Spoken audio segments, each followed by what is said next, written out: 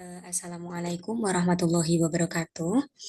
Em, Perkenalkan saya Siti Muhafidah dengan NIM 420 1422 039. Nah, di sini pada kesempatan ini saya akan menjelaskan dan mengajak teman-teman semua belajar tentang analisis regresi linier. Oke. Jadi, regresi linear itu adalah metode analisis statistik yang digunakan untuk memperoleh hubungan antara satu variabel dependen atau terikat ya dengan satu atau lebih variabel independen atau variabel bebas, yaitu disimbolkan dengan X, yang diasumsikan memiliki hubungan linier atau garis lurus, begitu. Nah, di sini analisis regresi linear sendiri itu dibedakan menjadi dua, yaitu regresi linear sederhana dan regresi linear berganda. Nah, untuk selanjutnya kita akan mengetahui perbedaan dari regresi linear sederhana dan regresi linear berganda ini secara lebih detail. Oke, yang pertama regresi linear sederhana dulu. Jadi regresi linear sederhana ini digunakan untuk mengetahui hubungan linear satu variabel independen atau X dengan variabel dependen atau Y. Jadi letak perbedaan antara regresi linear sederhana dan berganda ini terletak pada jumlah variabel independennya, begitu ya. Nah, contohnya itu pengaruh IQ terhadap prestasi siswa, di mana IQ ini sebagai variabel independen atau X-nya, dan prestasi itu sebagai variabel dependen atau Y. Oke, secara grafis dilukiskan seperti ini. IQ itu memiliki hubungan apa dengan prestasi atau Y ini. Oke, rumusnya sendiri adalah Y sama dengan A plus BX, dengan Y sendiri itu adalah variabel dependen yang akan diprediksi, kemudian A itu adalah konstanta atau nilai Y ketika X sama dengan 0. Dan kemudian B itu adalah angka arah atau koefisien regresi, yang mana bila nilainya itu positif, maka arahnya itu naik atau mengalami peningkatan. Sebaliknya, bila nilainya itu negatif, maka arahnya turun atau mengalami penurunan. Kemudian X sendiri ini adalah variabel independen, di mana di contoh ini itu berarti X-nya adalah IQ gitu. Nah, untuk lebih jelasnya, mari kita melakukan pengujian di Jamovi. Oke, sebelumnya saya sudah menyiapkan data fiksi, ya, maka kita open aja.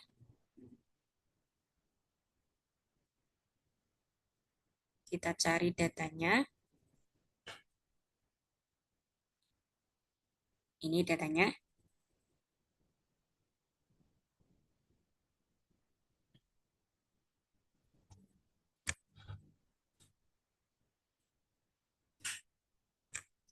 Kita tunggu.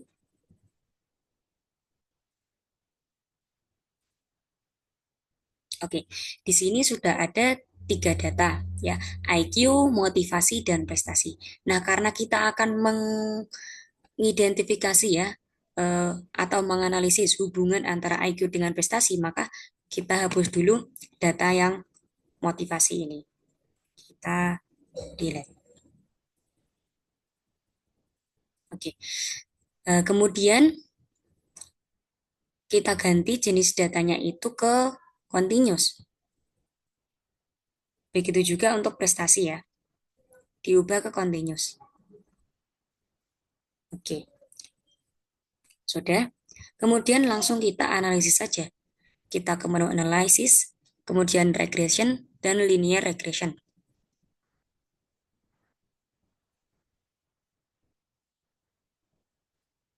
Oke, ini. Nah, kita tempatkan dependent variabelnya itu adalah prestasi. Ya, di dependent variable. Dan kemudian IQ ini di covariates. Kemudian kita pilih yang akan kita tampilkan.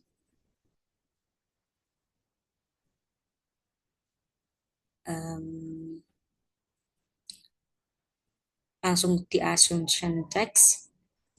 Jadi yang perlu ditampilkan adalah normality test, QQ plot, gitu, residual plots, dan Cook's distance. Boleh ya, boleh tidak. Untuk ini itu untuk menganalisis eh, apa namanya outlier, begitu. Kemudian model fitnya itu F-test akan ditampilkan. Ini standardized estimate.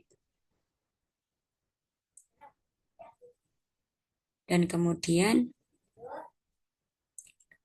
ini itu residual. Boleh. Gitu. Kemudian selanjutnya kita lihat hasilnya. Oke. Kita tunggu ya, ini masih loading.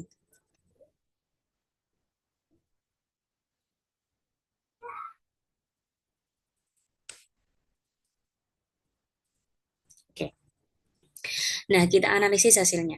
Di sini R square itu nilainya adalah 0,938. Artinya 93,8% dari IQ itu bisa menjelaskan prestasi. Gitu ya. Nah, kemudian kita lihat signifikansinya itu kurang dari 0,001. Artinya IQ secara signifikan dapat memprediksi prestasi, begitu ya teman-teman. Oke, kemudian di sini di model koefisien kita dari sini kita bisa tahu bahwasanya rumusnya itu kan tadi rumusnya adalah Y sama dengan A plus BX, ya kan? Berarti kita tuliskan saja Y sama dengan A-nya, A itu konstantanya itu ini 3,570. Kita tuliskan 3,570 ditambah koefisiennya 0,681 dikalikan X1-nya. X1-nya sendiri adalah IQ, ya kan? Kita tuliskan X saja karena ini di sini hanya satu variabel independen. Gitu. Nah, Y sendiri siapa? Y itu adalah prestasi. Kita tuliskan biar lebih jelas. Prestasi itu sama dengan 3,570 ditambah 0,681 dikalikan dengan IQ, begitu. Oke. Sebelumnya di sini nilai B itu bernilai positif, artinya ini angka arahannya adalah naik, sehingga ini akan mengalami peningkatan ya. Oke. Nah, kemudian jika misalkan nilai IQ-nya itu 0, berarti prestasinya itu sama dengan 3,570 ditambah 0, berarti prestasinya adalah 3,570, begitu. Nah, kemudian misalkan kita masukkan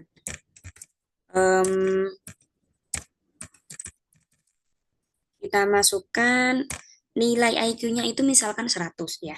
Berarti prestasi itu sama dengan 3,570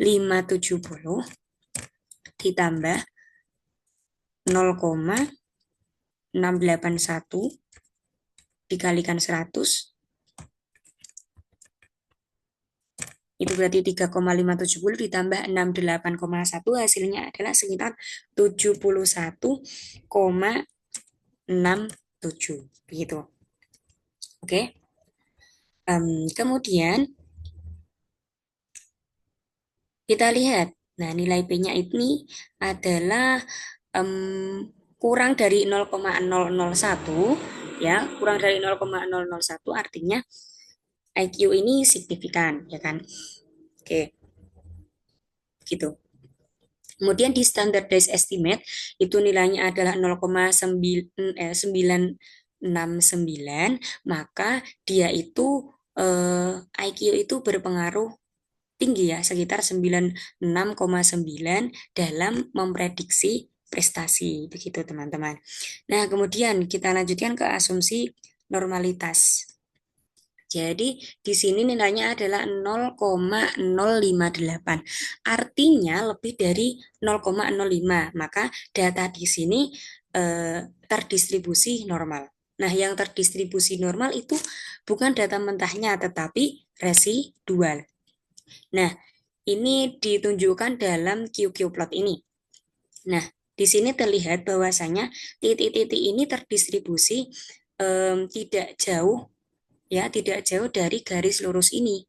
Artinya data ini adalah data normal begitu. Nah, secara ideal residual itu harus tersebar secara merata. Nah, ini seperti titik-titik ini tersebar secara merata dan tidak membentuk pola tertentu ya. Idealnya seperti itu untuk residualnya.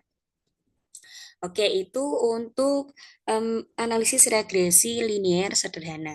Oke, kemudian kita lanjutkan. Yang kedua adalah regresi linier berganda atau multiple regression. Nah, regresi linier berganda sendiri ini adalah digunakan untuk mengetahui hubungan linier dua atau lebih variabel independen atau X dengan variabel dependen. Nah, jadi X-nya ini atau variabel independennya ini ada 2, 3, dan seterusnya. Begitu ya.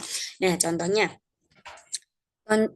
itu adalah pengaruh IQ dan motivasi terhadap prestasi siswa, di mana IQ ini sebagai X1 dan motivasi itu sebagai X2, dan kemudian prestasi itu sebagai Y. Nah, kita akan melihat bagaimana atau gimana pengaruhnya IQ dan motivasi terhadap prestasi. Nah, untuk rumusnya sendiri itu Y itu sama dengan A plus B1 X1 plus B2 X2 ditambah dan seterusnya sampai jumlah variabel independennya begitu. Oke, seperti tadi di mana Y itu adalah variabel dependen, A itu konstanta, kemudian X1 adalah variabel independen 1, kemudian X2 variabel independen 2, Xn itu variabel independen ke N ya, jumlah apa variabel independennya ada sebanyak berapa begitu. Kemudian B1 koefisien regresi pada variabel independen 1, B2 itu koefisien pada variabel independen kedua, dan begitu juga Bn pada variabel independen ke N. Nah, langsung saja untuk lebih jelasnya kita lakukan pengujian di Jamovi. Oke, kita buka new. Oke, kita tunggu.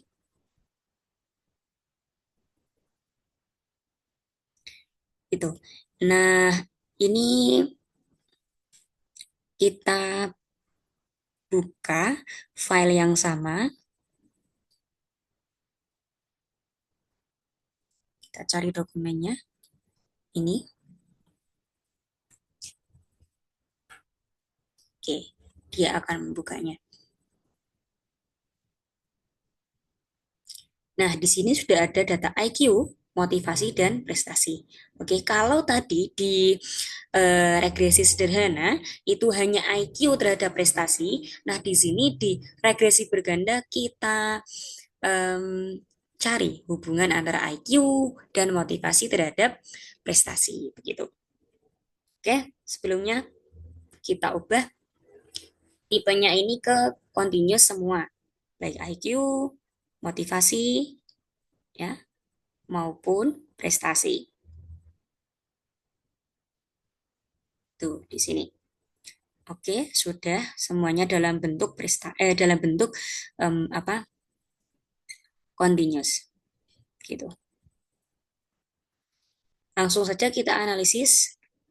Kita ke menu analyze, regression, linear regression.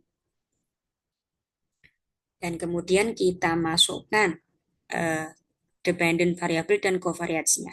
Jadi prestasi ini sebagai dependent variable, kemudian IQ ini sebagai X1, yaitu covariance, dan motivasi sebagai X2, dimasukkan di covariance juga.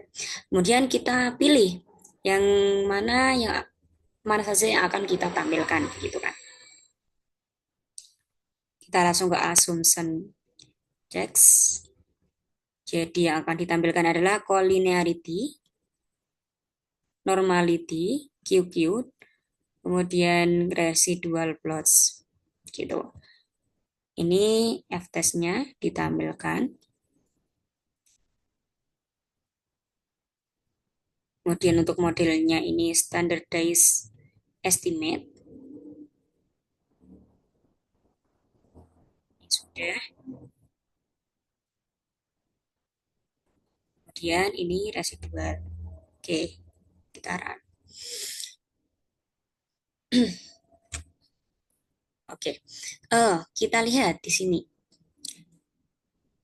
Nilai dari R square itu adalah 0,971. Ya, ini masih loading. 0,971. Artinya 97,1% dari IQ dan motivasi itu dapat menjelaskan prestasi. Oke, gitu. Kemudian signifikansinya itu kurang dari 0,001, artinya IQ dan motivasi itu secara signifikan dapat memprediksi prestasi. Gitu. Oke. Kemudian kita ke model koefisien.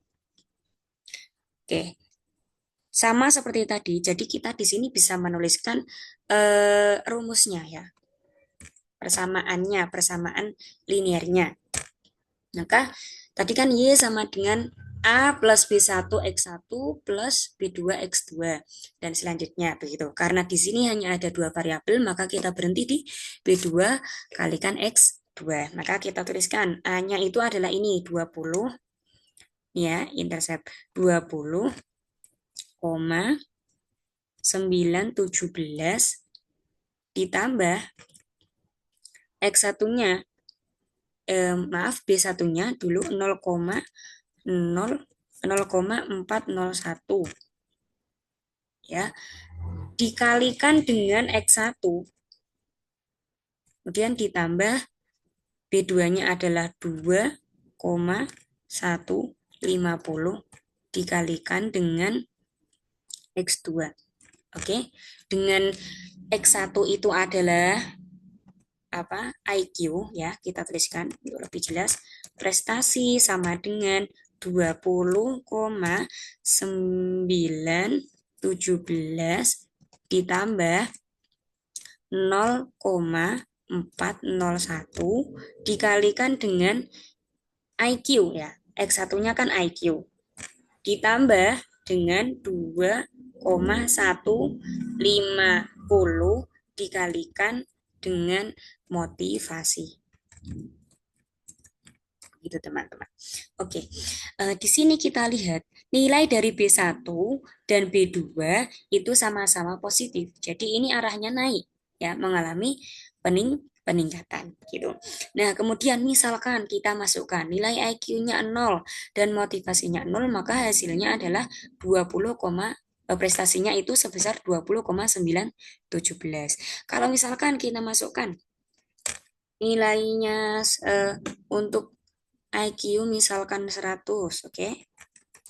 Prestasi itu sama dengan 20,917 ditambah 0,401 dikalikan dengan IQ itu misalkan 100 ya, ditambah dengan motivasi 2,150 dikalikan motivasinya misalkan rentangnya maksimal 10 ya, maaf begitu. Maka ini adalah 20,917 ditambah 40,1 ditambah 21,5, atau bisa kita buat kali 100 juga nggak apa-apa gitu. Oke, misalkan begitu, maka hasilnya adalah sekitar 239,927 gitu. Oke, itu berarti ketika nilai motivasi dan IQ itu sama-sama 100, maka prestasinya adalah 239,927 gitu misalkan ya. Nah, kemudian di sini nilai signifikansinya sama-sama 0,001. Artinya IQ dan motivasi itu signifikan dalam memprediksi prestasi begitu. Nah, kemudian kita lihat standardized estimate ini. Oke. Nah, di sini untuk IQ adalah besarnya 0,571 dan untuk motivasi 0,436 gitu. Nah, di sini kita tahu bahwasannya prediktor yang lebih besar dalam mempengaruhi apa namanya prestasi itu siapa? IQ atau motivasi? Di sini yang lebih besar adalah IQ. Jadi IQ itu prediktor yang lebih besar dalam mempengaruhi prestasi daripada si motivasi gitu. Oke. Nah, kemudian kita lihat collinearity. Ini tentang hubungan antar variabel ya. Jadi nilai fifth-nya itu 5,93 karena dia adalah lebih dari 5 ya kan? Lebih dari 5 maka IQ dan motivasi ini memiliki hubungan yang tinggi begitu dalam memengaruhi prestasi gitu. Nah, kemudian di normality test nilai signifikansinya adalah 0,116 di mana ini adalah em, lebih dari kurang dari berapa? 0,001 nilai P-nya ini adalah ini ya 0,001 di mana 0,116 maaf. Nilainya adalah signifikansinya 0,116 di mana nilai ini adalah eh, lebih dari 0,05 sehingga dikatakan normalitinya itu data ini berdistribusi normal.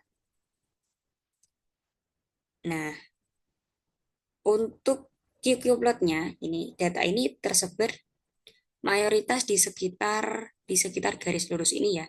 Sehingga bisa dikatakan bahwa data residual ini adalah normal gitu.